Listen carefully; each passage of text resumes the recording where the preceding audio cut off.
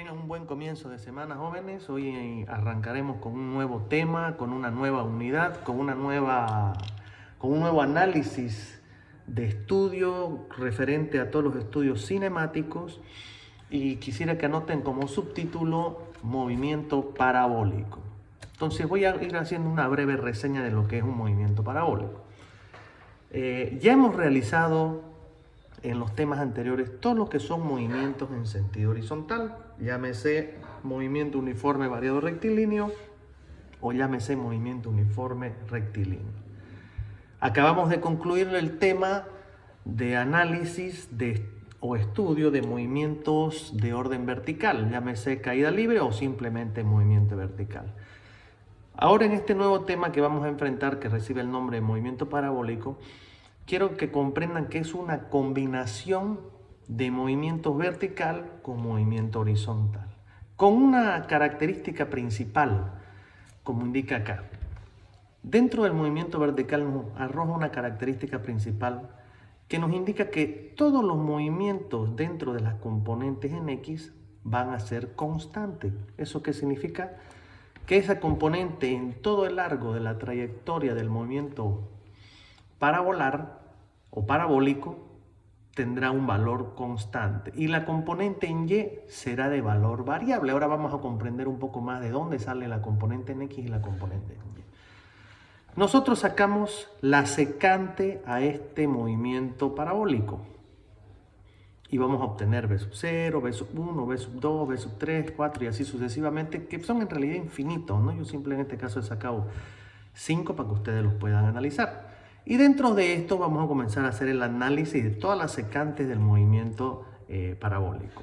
Por ejemplo, este B sub 0, que lo estamos analizando acá, esta es la línea secante al movimiento parabólico, le encontramos las componentes rectangulares. Aquí tenemos una componente vertical o una componente horizontal. Acá está desglosado. Esto es una lupa de análisis mayoritario y aquí tenemos el componente. Ahora, ¿cómo lo desglosamos?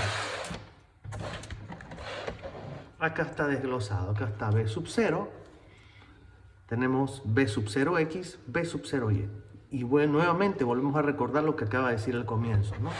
La componente en X va a ser constante, la componente en Y va a ser constante. Ahora, ¿de cómo determinamos las fórmulas que generan esos valores? Si analizamos el triángulo que se nos forma mediante la secante B sub 0, vamos a tener que B sub 0X es el cateto adyacente. Entonces vamos a tener que B sub 0X va a ser igual a B sub 0, que ya saben que es velocidad inicial, por el coseno del ángulo θ. Hemos puesto el ángulo θ de lanzamiento.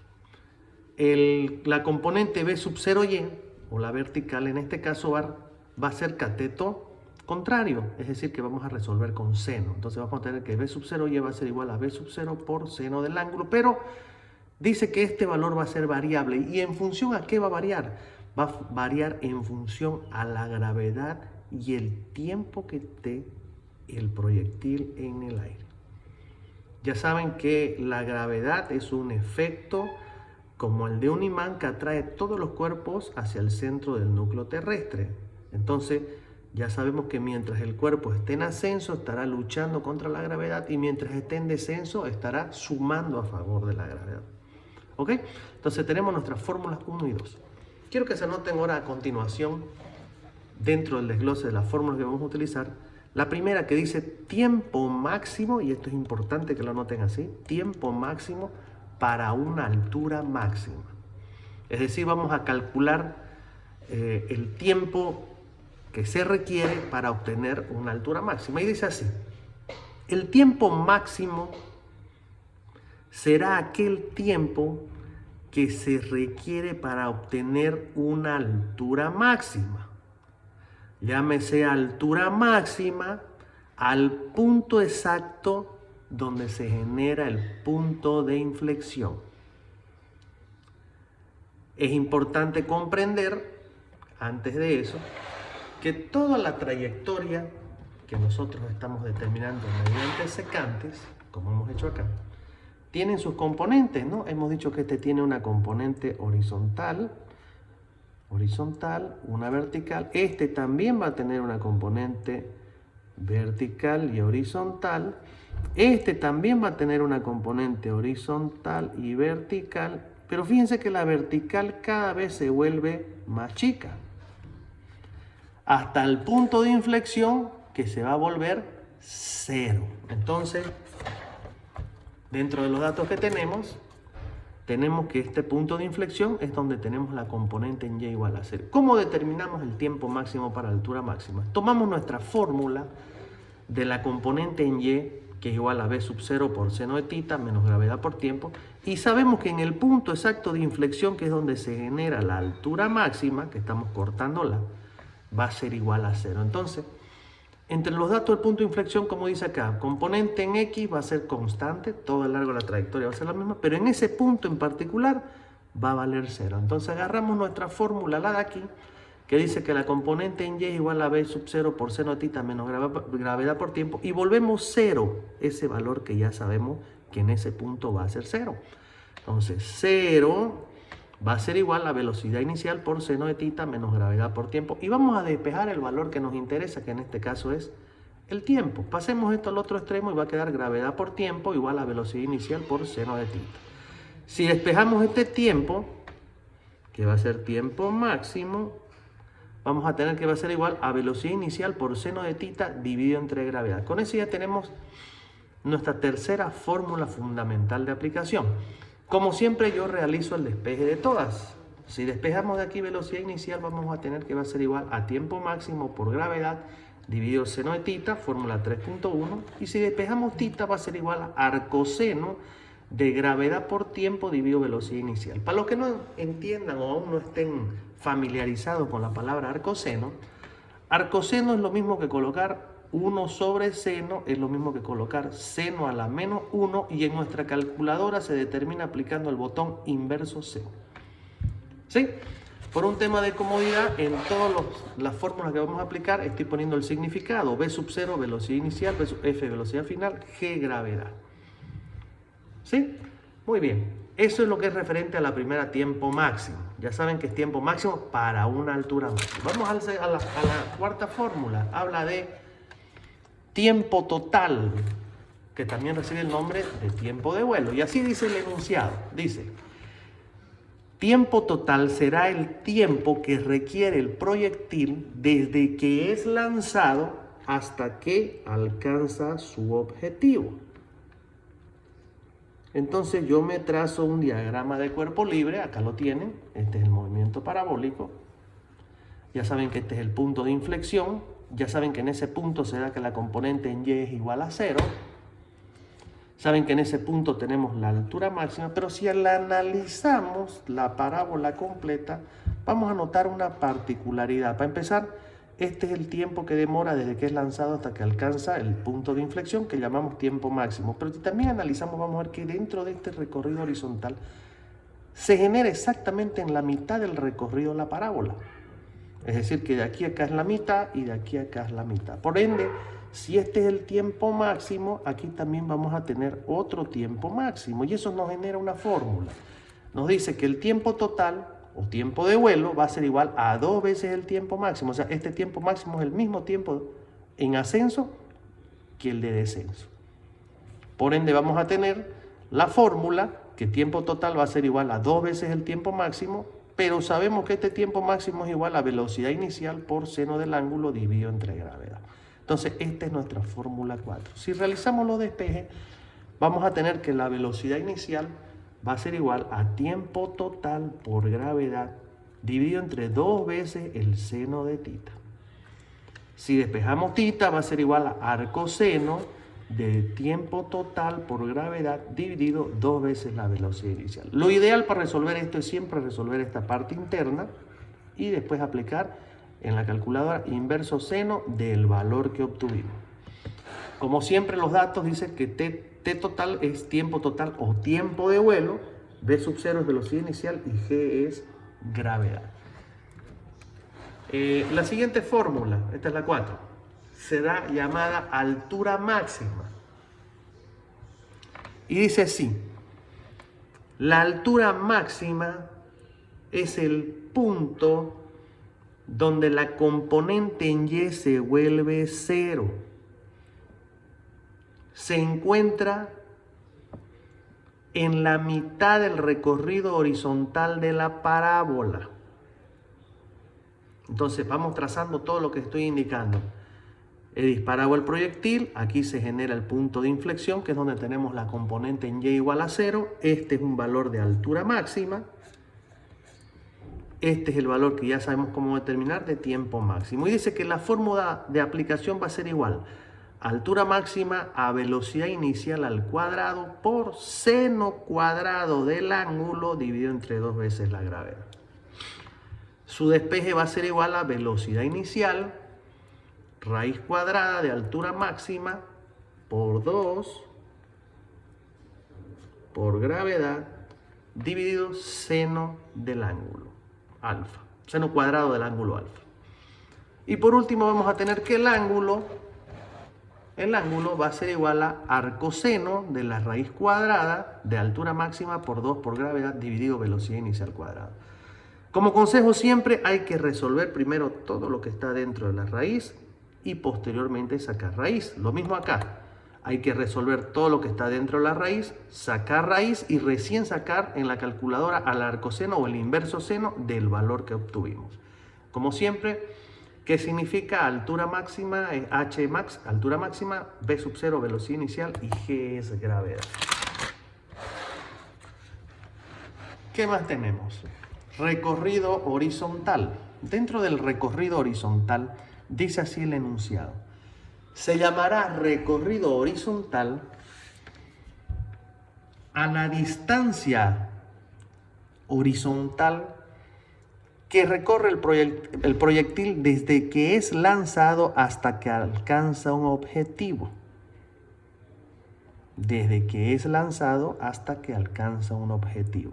Entonces, me trazo el movimiento parabólico, trazo los valores de punto de inflexión, que es donde la componente en y es igual a 0. Ya sabemos que en el tramo medio está la altura máxima. Ya sabemos que desde el punto de inicio hasta la altura máxima es nuestro tiempo máximo y que acá también hay otro tiempo máximo porque el tiempo de ascenso es el mismo que el tiempo de descenso. Y sabemos que este también se aplica para la mitad del recorrido horizontal. Entonces, nuestra distancia horizontal, la fórmula que aplicará será la siguiente. Velocidad inicial al cuadrado por seno de 2 veces el ángulo dividido entre gravedad.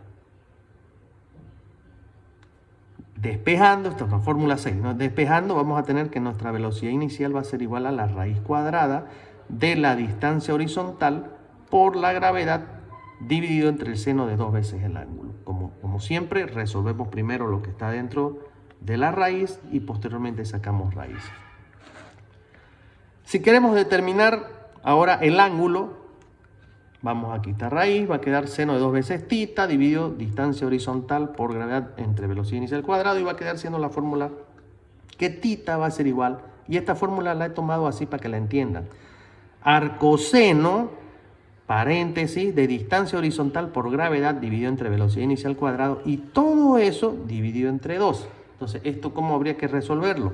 Primeramente esta parte de aquí adentro, sacarle el arcoseno y al valor que obtengamos lo dividimos entre 2. Bien, quiero que comprendan que el movimiento parabólico se aplica en el estudio de muchos factores. Por ejemplo, esto lo podemos analizar en lanzamientos de jabalinas, lo podemos analizar en lanzamientos de proyectiles, balística, tanques. Tiene mucho uso, ¿no? Y se siguen aplicando y comenzamos a notar ciertos otros factores que comienzan a ser determinantes dentro del movimiento cinemático. Ahora, es importante también que nosotros hagamos análisis porque, como ya saben, al docente le gusta mucho que ustedes usen la cabeza. Entonces, yo les voy a hacer una pregunta. Normalmente nosotros, de niños, teníamos un juego con las famosas resorteras o ondas que solíamos hacer, ¿no? Y las mujeres que están participando, si no lo han hecho alguna vez, seguramente lo vieron hacer.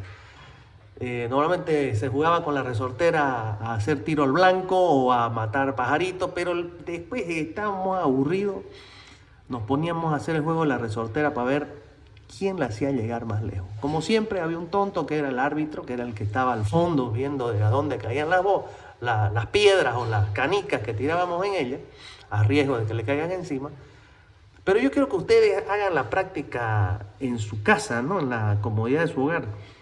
¿Cómo apuntamos esa resortera para lograr una mayor altura? Perdón, una mayor alcance horizontal. Algunos dirán, no, yo apuntaba al cielo. Otros dirán, no, yo apuntaba raso. Otros dirán, yo apuntaba intermedio. Pero al final y al cabo era una práctica de prueba y falla, o donde nuestra computadora perfecta llamada cerebro nos indicaba aproximadamente cómo teníamos que hacerlo para alcanzar la mayor distancia horizontal. Hoy vamos a aplicarle matemática a esa situación. Vamos a tener que nuestra fórmula de distancia horizontal es igual a velocidad inicial cuadrado por seno de 2 veces el ángulo dividido entre gravedad. Esta es una ecuación fraccionaria. Si nosotros queremos obtener un mayor valor aquí, vamos a reemplazar todo este valor AX y todo este valor AY. Como esta es una fracción, una unidad fraccionaria, nosotros lo que tenemos que lograr es que este X sea maximizarlo. Máximo, ya que la gravedad definitivamente es un valor constante. Entonces, si lo analizamos, velocidad inicial cuadrado por seno de 2 veces θ igual a X, para maximizarlo tenemos que hacer el análisis también previo de ello. La fuerza cuando nosotros tiramos con la resortera es la misma, porque es la misma persona que está disparando. Por ende, la velocidad inicial también tenemos que considerar que es una constante, lo que nos deja un resumen de seno de 2 veces θ igual a X. Entonces yo voy a agarrar mi calculadora y voy a ver, seno de 10, ¿cuánto da? 0,17. Seno de 20, ¿cuánto da? Seno de 30, y así sucesivamente hasta encontrar un número máximo. No se olviden que todos los valores que estamos determinando hasta ahorita son 0 punto algo. Es decir, que todos están disminuyendo este valor inicial. Entonces, ¿qué valor es el único que no lo va a disminuir? 1, que es el valor máximo que se encuentra en seno. ¿Y en qué ángulo se encuentra el valor de 1? Seno de 90 igual a 1. Para ese ángulo va a ser entonces, vamos a tener que seno de 2 veces θ, lo mismo que seno de 90, y vamos a tener que 2 veces θ es igual a 90, es decir, 2 veces θ igual a 90, y por ende θ va a ser igual a 45 grados. Entonces, ya tienen la respuesta matemática del por qué en ese ángulo se determina el mayor alcance horizontal. Este proceso deberían analizarlo, estudiarlo, porque seguro en alguna prueba nos va a ver la pregunta, determinar la distancia máxima horizontal y analizar para qué ángulo. ¿Ok? Dentro de los puntos importantes que quiero que nosotros analicemos para este tema antes de entrar en materia, voy a tener los siguientes puntos. Para empezar, es bueno entender que la velocidad inicial de lanzamiento es la misma que la velocidad final de llegada. ¿Eso qué significa? Que todas esas personas, hablemos, no sé si en esta ciudad, quizás en Trinidad o en alguna ciudad mexicana, que comienzan a tirar tiros al aire, festejando algo, todas corren el riesgo de generar lo que nosotros llamamos muerte por bala perdida. Esa bala que pensamos que disparándola al cielo hasta allá llegó y ya se perdió, estamos muy equivocados. Esa bala que salió con esa misma potencia que salió del arma va a sentar al piso. Entonces tenemos que la velocidad inicial de lanzamiento es igual a la velocidad final de llegada. ¿Qué más sabemos? Sabemos que el ángulo de disparo, de salida, va a ser igual al ángulo de llegada.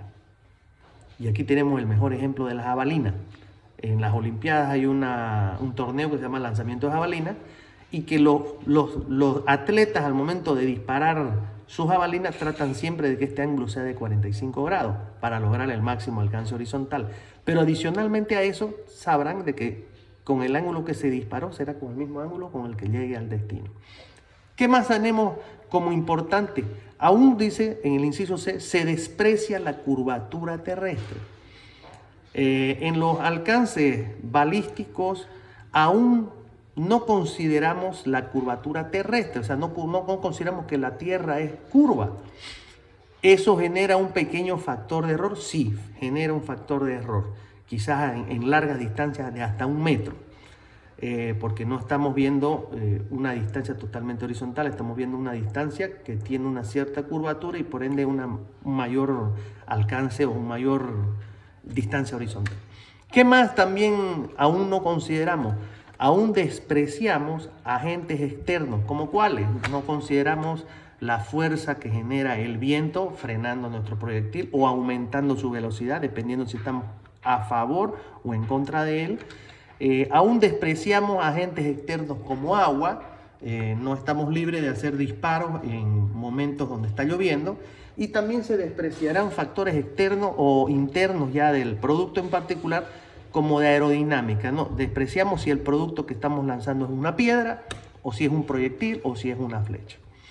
Muy bien, jóvenes, hasta aquí todo lo que es marco teórico.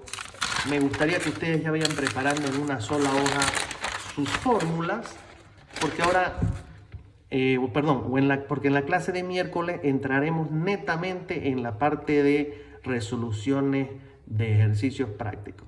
Simplemente puedo indicarles lo siguiente: este tema en particular se utiliza, aunque a ustedes les parezca raro, se utiliza en lanzamientos o en sistemas o software para lanzamientos de proyectiles. Antiguamente, 2 tanques requerían, aquí tenemos un tanque, vamos a dibujarlo para que entiendan. En la Primera Guerra Mundial, los tanques, para hacer alcance a otro tanque en tiempo de guerra, dependían mucho de la destreza del piloto, y en realidad teníamos muchos ocupantes, ¿no? Teníamos un vigía, teníamos un conductor, teníamos 2 cargadores, 4 personas teníamos adentro de un tanque. Y una persona que estaba a cargo de la escoleta o la metralleta de arriba mientras el vigía estaba espiando. 5 personas. Perfecto. ¿Cuántos disparos realizaba este tanque para poder hacer blanco al enemigo? Disparaba, fallaba y el vigía le decía: te pasaste. Entonces, ¿qué hacía? Bajaba el lanzador de proyectiles y volvía a disparar. Entonces el visor le decía: ahora quedaste corto. Entonces ponía el intermedio de la altura y recién hacía blanco. Eso si el tanque estaba quieto, estaba en movimiento, era diferente. Hoy en día un tanque ya no es un tema de habilidad o de tino del disparador. Hoy en día se basa en lo siguiente. Hoy en día es una guerra donde simplemente quien gana es el que detecta primero al enemigo. Hoy en día tenemos unos artilugios que se llaman GPS, punteros láser, que lo único que tenés que hacer es, dentro de tu radar, ubicar al enemigo en el radar. Una vez lo ubicaste, el GPS lectura los siguientes valores: distancia, velocidad y sentido. Y lo único que tenés que hacer una vez tenés esa lecturación con el puntero láser es apretar el botón lo más rápido posible, porque antes se ocupaban 3, 4, hasta 5 tiros. Hoy es uno solo. ¿Y qué software se ocupa? Aunque les parezca irrisorio, este software que estamos, estas fórmulas que estamos hoy analizando, obviamente que ellos consideran los factores que nosotros estamos aún no considerando, pero actualmente son los que se utilizan en eso. No solamente en tanques. Todas las bombas que son lanzadas desde aviones se determinan mediante coordenadas GPS y un puntero láser, y las fórmulas que aplicamos son exactamente las mismas que hoy estamos viendo y que analizaremos en la clase siguiente en la parte práctica. Muy bien, jóvenes, esto es todo por el día de hoy. El día miércoles, por favor, todos con sus fórmulas para que yo mande puro práctico. Voy a mandar unos 5 ejercicios prácticos, de los cuales los 5 son preguntas clásicas de examen. Y el día viernes, como siempre, a las 10:30 nos vamos a reunir para ver tema de dudas. Hasta luego, jóvenes, tengan una buena mañana.